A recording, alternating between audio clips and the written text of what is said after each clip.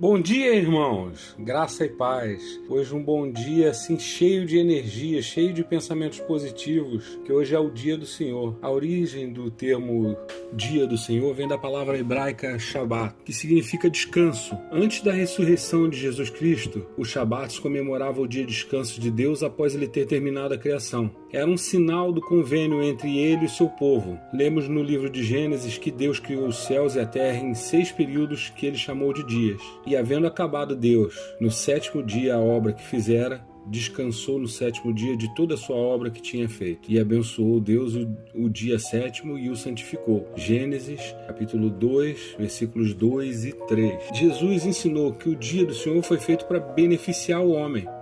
Está referenciado em Marcos, capítulo 2, versículo 27. O propósito do dia do Senhor é dar-nos o dia da semana no qual direcionamos os nossos pensamentos e ações para Deus. Não é apenas um dia para descansar do trabalho, é um dia sagrado que deve ser passado em adoração e reverência. Ao descansarmos das nossas atividades diárias usuais, nós ficamos com a mente livre para ponderar sobre os assuntos espirituais. Nesse dia, precisamos renovar nossos convênios com o Senhor e alimentar a alma com as coisas do Espírito. Após a ressurreição, o domingo passou a ser santificado e considerado o dia do Senhor, em lembrança da sua ressurreição. Então hoje é dia do Senhor, hoje é dia da gente elevar o pensamento em Cristo, viver um dia maravilhoso. E por isso eu estou gravando essa mensagem para você ter a oportunidade já às 6 da manhã receber uma mensagem do Senhor.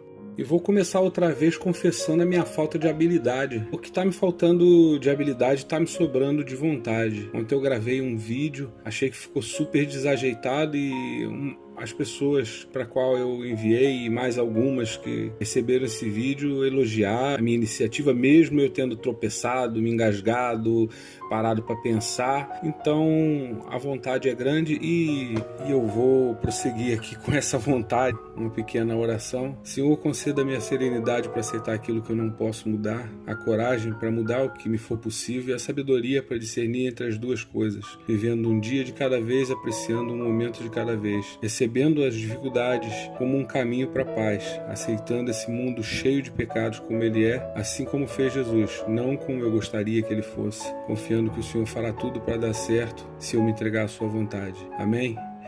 Também me ocorreu agradecer a Deus pela vida da minha sobrinha Amanda, que em um certo dia, quando eu comecei a falar de Deus com ela, ela me recomendou ler Efésios 4. E eu fui ler, mas naquele momento eu olhei para a página da esquerda e li o Efésios 4, mas depois eu olhei para a página da esquerda e li Efésios 2. E Efésios 2 me marcou, mas me marcou profundamente. Eu tenho pensado diversas vezes, em determinado momento, eu pensei em gravar a palavra sobre Efésios 2. Ontem eu me disse que não me vejo preparado para isso e vai com medo mesmo. Vejo aqui uma palavra de Isaías 43, versículos 1 e 2. Não tema, pois eu resgatei e o chamei pelo nome. Você é meu. Sim, quando você atravessar as águas, eu estarei com você. Quando você atravessar os rios, eles não o encobrirão. Quando você andar através do fogo, não se queimará. As chamas não o deixarão em brasa.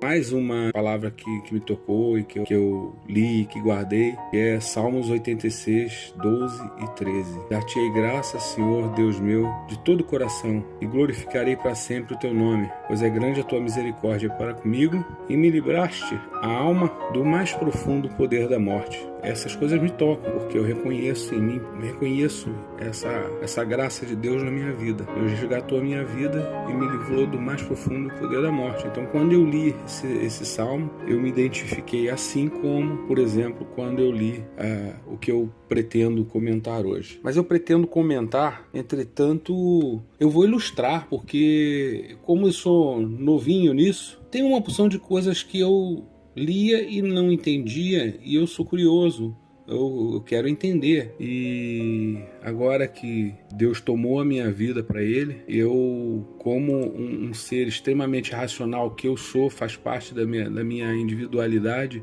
eu vou utilizar dessa minha sede de conhecimento e de razão para entender. E quem sabe, isso é algo que eu não pensei, isso é algo que está acontecendo, quem sabe também ajudar a outras pessoas a compreenderem algumas coisas que de repente não tinham compreendido. Naquelas palavrinhas que eu falei ontem, eu me lembro de que você entende de todas as coisas do mundo, mas não entende a minha palavra. Olha, eu lembro desse pedacinho do texto que ontem eu comentei. E é uma verdade. Entretanto, a minha razão, aquela que me afastou da fé, hoje será usada para compreender melhor as coisas de Deus. Aí tem coisas de Deus que eu não consigo compreender, eu tenho que aceitar que eu sou humano e limitado, e assim eu consegui me curar de uma rejeição que eu tinha, que me foi provocada pela razão, e aproveito até esse momento para dirigir meu pensamento e orar pelas injustiças do mundo, essas coisas que me fizeram durante anos até a recusar, a negar a existência de Deus, as guerras, a fome, a miséria, as criancinhas que morrem de fome, aos pais de família que saem para trabalhar e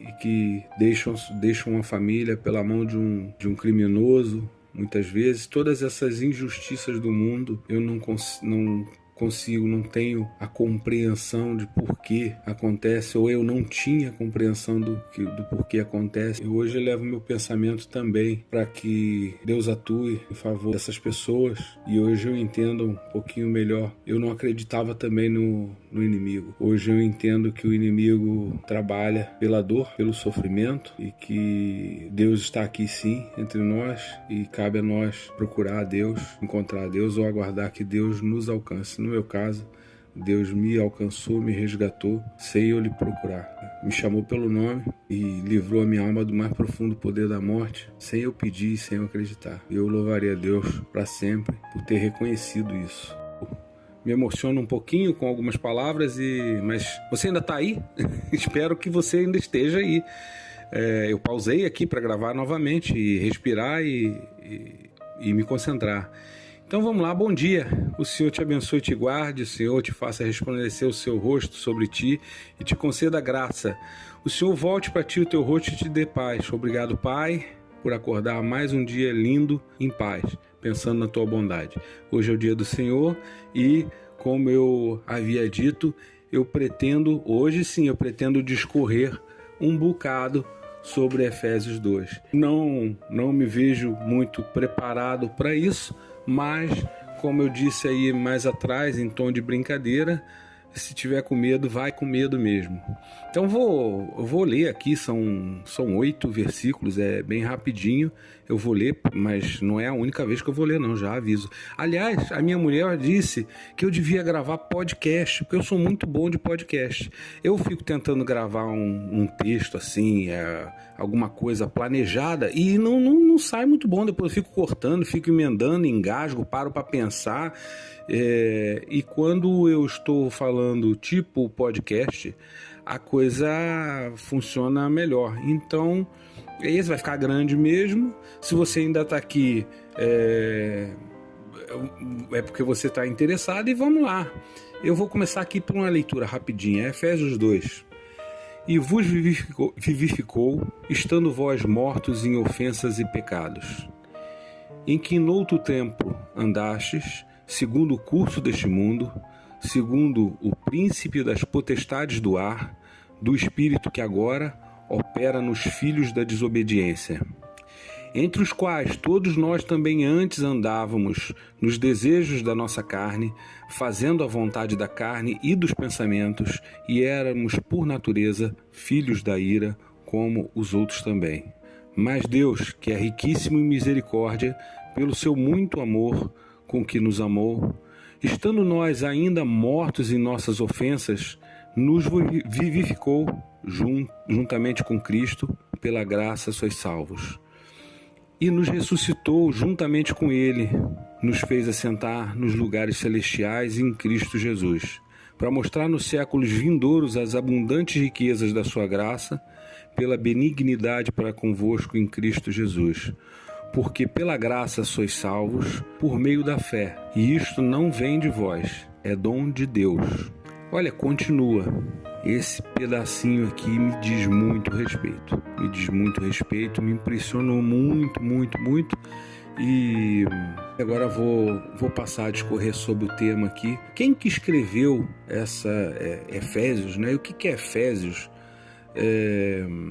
Eu imaginava que Efésios deve ser uma localidade, uma cidade, alguma coisa desse tipo, e deve ser uma carta aos Efésios. Eu fiquei com a ideia de que era isso, talvez eu tenha lido em algum lugar, e agora pesquisando eu entendi que foi o apóstolo Paulo, São Paulo, que escreveu a carta aos Efésios. E Paulo, quando escreveu essa carta aos Efésios, ele declarou que era prisioneiro na época que escreveu. Ele pode ter escrito essa carta durante a primeira vez que ficou preso em Roma, por volta dos anos 60, 62 depois de Cristo. E nesse período, o Paulo estava sendo mantido em prisão domiciliar, mas ele tinha a liberdade para receber visitas e pregar o evangelho. Para quem que Paulo escreveu? Na versão da Bíblia do Rei Jaime, declara que a carta aos Efésios é dirigida aos santos que estão em Éfeso. Entretanto, os primeiros manuscritos de Efésios não contêm as palavras, entre aspas, que estão em Éfeso. Isso sugere que existe uma possibilidade que o Paulo possa não ter escrito especificamente aos Efésios, mas às várias congregações de santos, inclusive aos santos em Éfeso. Essa cidade serviu como base de operações para Paulo durante a terceira viagem missionária, que está citada em Atos, capítulo 19, 9 a 10 e 20, versículo 31. E ele tinha um grande carinho pelas pessoas de lá. Nessa carta, Paulo se dirigiu aos membros gentios da igreja, que talvez fossem recém-conversos. Ele escreveu para ajudar a desenvolver a espiritualidade e o testemunho daqueles que já eram membros. Bem, eu vou fazer aqui uma pausinha nessa leitura, porque o que é gentios, né? Eu li, não está aqui, mas eu li que Paulo escreveu a carta aos Efésios para os judeus e os gentios. E eu fui ver o que são os gentios. Na atual dispensação, os chamados por Cristo são tirados dentre judeus e gentios para formarem a igreja. Judeus, gentios e igrejas são as três classes de pessoas que hoje Deus enxerga no mundo, como o apóstolo Paulo revela nessa passagem. Bem, entendi que para Deus existem três classes de pessoas, né? Os judeus, a igreja e os gentios. Os gentios era a designação para os não cristãos, os pagãos. A palavra gentio deriva etimologicamente de gens, que significa clã ou grupo familiar. Na tradução cristã da Bíblia, a palavra gentio designa a um não hebreu. Enfim, Paulo escreveu a carta aos Efésios para o povo de Éfesos, que era uma cidade, era uma localidade, não entendi propriamente se era uma cidade, se era um país, mas e para os judeus e os gentios. Talvez por isso me tocou. Olha, gentios, agora me ocorreu, gentios, gente, né? Não sei se muitas pessoas, muitos gentios, se é que a gente hoje em dia poderia utilizar essas palavras, vão ouvir essa palavra, mais provavelmente pessoas da igreja que vão ouvir. Mas de qualquer maneira é interessante, e eu entendi como muito importante, talvez para os recém-convertidos, né, vamos dizer assim, para as pessoas que estão descobrindo a fé. E com a interrupção do meu gatinho que veio pedir comida, estava dizendo que Paulo se dirigiu aos membros gentios da igreja, que talvez fossem os recém-conversos, escreveu para ajudar a desenvolver a espiritualidade e o testemunho daqueles que eram membros. Afinal, então, disse que não é para a igreja? Os membros gentios também eram, pelo que eu entendo, os recém-conversos, né? Seu principal propósito era ajudar esses conversos a crescerem no conhecimento espiritual de Deus e da igreja, promover a união, principalmente entre os gentios e os judeus, incentivar os santos a resistirem aos poderes do mal. Características marcantes desse livro, essa carta aos Efésios. Efésios contém muitos ensinamentos e ideias que são familiares aos membros da igreja hoje em dia, inclusive a pré-ordenação, a dispensação plenitude dos tempos, o Santo Espírito da promessa, a importância dos profetas e dos apóstolos, a ideia de uma única igreja verdadeira e os diversos ofícios, chamados e funções dentro da organização da igreja. Essa carta também contém alguns dos mais sublimes ensinamentos sobre a família encontrados nas Escrituras. E vamos lá, mais uma vez, a leitura, agora por etapa, versículo 1 de Efésios 2. E vos vivificou, estando vós mortos em ofensas e pecados. E eu agora sim vou fazer considerações que podem ser pessoais, minhas, mas é aquilo que eu entendi e sobre algumas delas eu pesquisei e vou fazer minhas considerações ao que isso significou para mim. Eu estava morto em ofensas e pecados e Deus me vivificou, me retornou à vida, me resgatou à vida. Essa frase curtinha serve para nós todos. E vos vivificou, estando vós mortos em ofensas e pecados, em que noutro tempo andaste, segundo o curso deste mundo, segundo o príncipe das potestades do ar, do espírito, que agora opera nos filhos da desobediência. Eu entendi essa frase também, assim, muito rapidamente. Em que noutro tempo andaste, segundo o curso desse mundo. Eu lembrei da razão, daquilo que me afastou da fé. Até aí tudo bem. Segundo o príncipe das potestades do ar, e eu aí falei, o que é potestade do ar? Me deu a ideia de ser algo negativo. E a seguir do espírito que agora opera nos filhos da desobediência. Então esse espírito opera nos filhos da desobediência. Em outro tempo eu andava segundo o curso desse mundo, segundo o príncipe das potestades do ar, do espírito que agora opera nos filhos da desobediência, não opera mais em minha vida, porque Deus me vivificou, mesmo estando morto em ofensa e pecado. E o príncipe das potestades do ar, o que significa o príncipe das potestades do ar? Em Efésios, como vimos, contém mais sobre os principados e poderes sobre qualquer outra carta do Novo Testamento e fornece uma resposta mais detalhada a essas autoridades espirituais. Além disso, chama atenção especial para a suprema autoridade do mal que está por trás dele, ou seja, o diabo ou o maligno, que aqui é chamado de governante ou de príncipe, em um termo usado no Antigo Testamento, se refere a ele como chefe ou líder entre esses poderes da escuridão. Nos evangelhos ele é chamado também de governante dos demônios e o príncipe deste mundo. Isso está citando aqui passagens de Marcos, Lucas, João, diversas passagens, Neemias, tem muitas passagens aqui citadas nesse texto que eu estou lendo. Bem, nem vou continuar, aqui tem mais 2, 3 páginas de leitura sobre isso e aquilo que eu desconfiei é verdade. Então esse primeiro pedacinho, e vos vivificou estando mortos em ofensas e pecados, em que noutro tempo andastes segundo o curso deste mundo, segundo o príncipe das potestades do ar, do espírito que agora opera nos filhos da desobediência. Neste texto, Paulo descreve Satanás pela primeira vez como um príncipe com poder, porque ele tem um poder autêntico no mundo. Isso aparece no Evangelho de João, capítulo 5, versículo 19. Esse poder foi dado a ele por Deus, dito por Lucas. A razão pela qual Satanás é chamado de príncipe em vez de rei é porque existe apenas um rei, Jesus Cristo. Isso foi dito na carta para Timóteo 6,15. Bem, Satanás tem também poder sobre algumas pessoas, os filhos da desobediência referidos em Efésios. São aqueles que não confiaram em Cristo como Senhor e Salvador. E aí isso me dá uma felicidade no coração assim enorme, porque eu aceitei. Deus buscou, resgatou minha vida sem eu pedir, sem eu acreditar. Eu já disse isso algumas vezes aqui nesse podcast. Esse é um podcast agora, né? Mas eu entendi, em determinado momento eu entendi que era Deus e em determinado momento eu entreguei a minha vida para Deus, fazer o que Ele bem entendesse da minha vida. Em outro determinado momento eu tive uma resposta de Deus que disse que a minha vida já pertencia a Ele e, portanto, aquela minha confissão, aquela minha conversa com Ele serviu só para eu saber que eu entreguei, foi só para eu entender, porque da parte dele já tinha tomado a minha vida para Ele.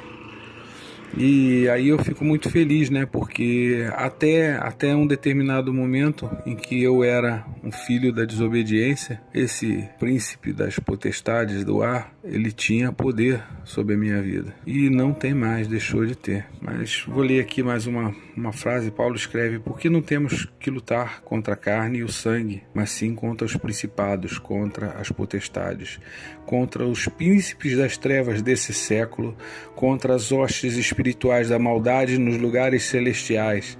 Este reino nos lugares celestiais pode ser uma localidade real, mas pode ser também um sinônimo de mundo. Está em João 12:31.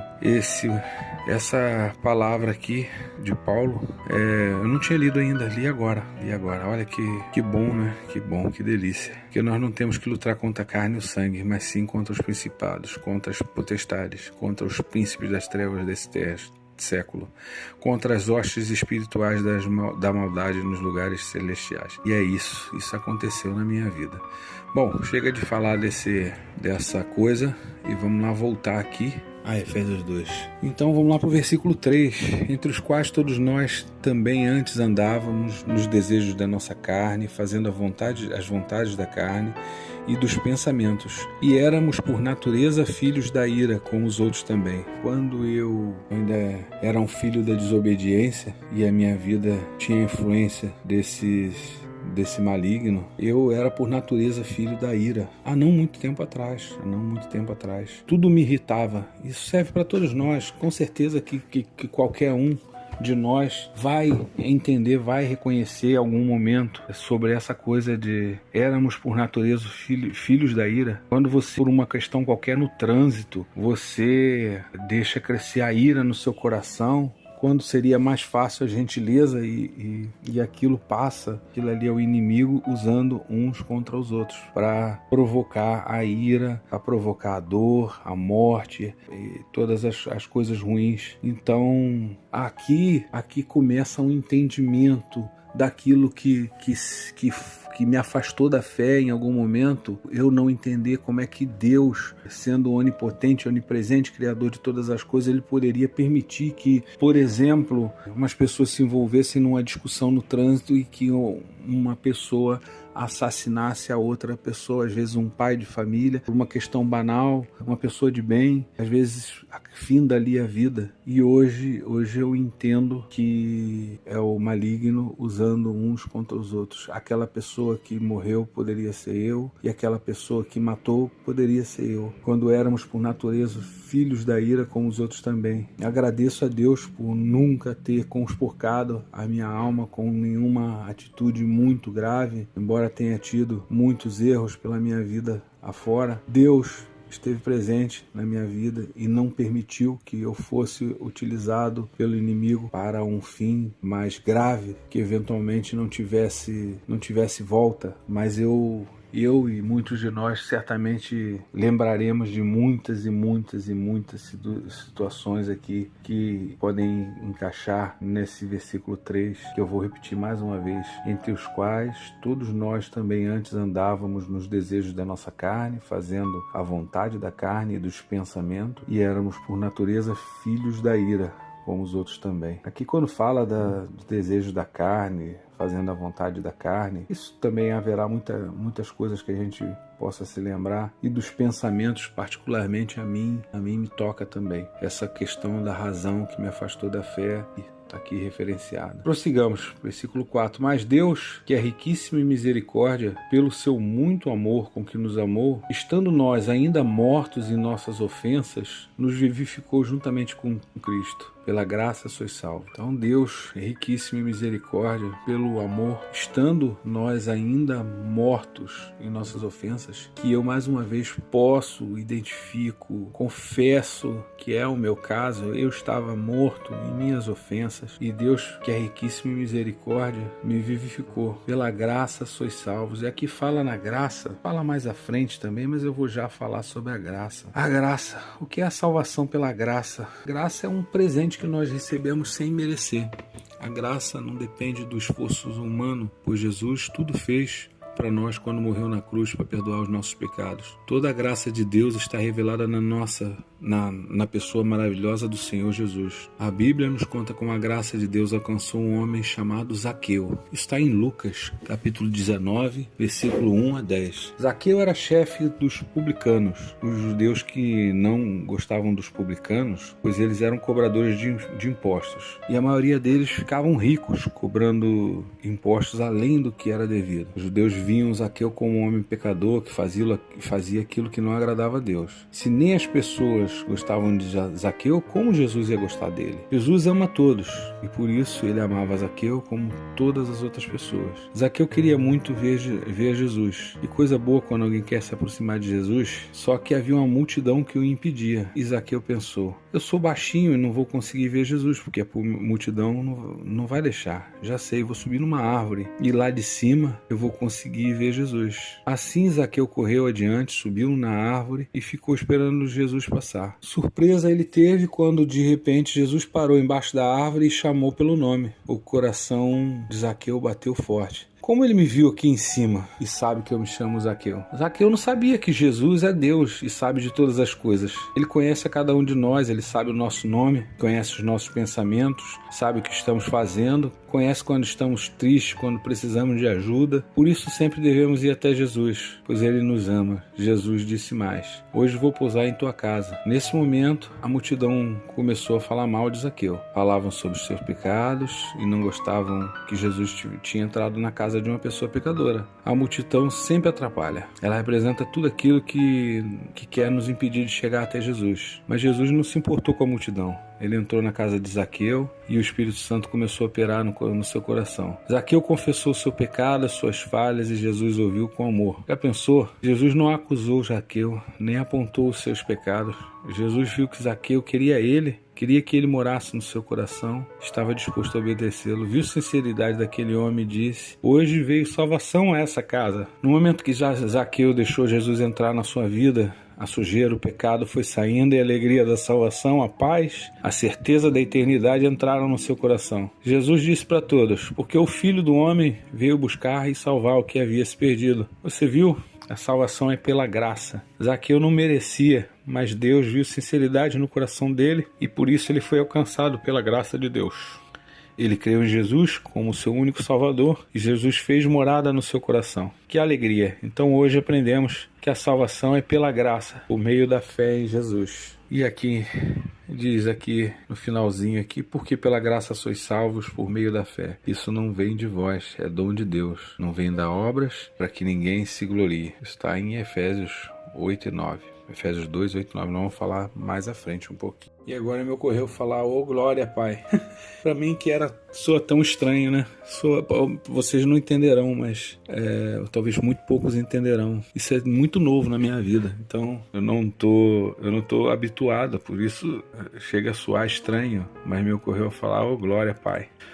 Porque aqui no versículo 4, que eu vou voltar a ler, e você não vai achar ruim que eu estou repetindo, mas Deus, que é riquíssimo em misericórdia, pelo seu muito amor com que nos amou, estando nós ainda mortos em nossas ofensas, nos vivificou juntamente com Cristo. Pela graça sois salvos. E nos ressuscitou juntamente com Ele, e nos fez assentar nos lugares celestiais em Cristo Jesus, para mostrar nos séculos vindouros as abundantes riquezas da sua graça, pela sua benignidade para conosco em Cristo Jesus.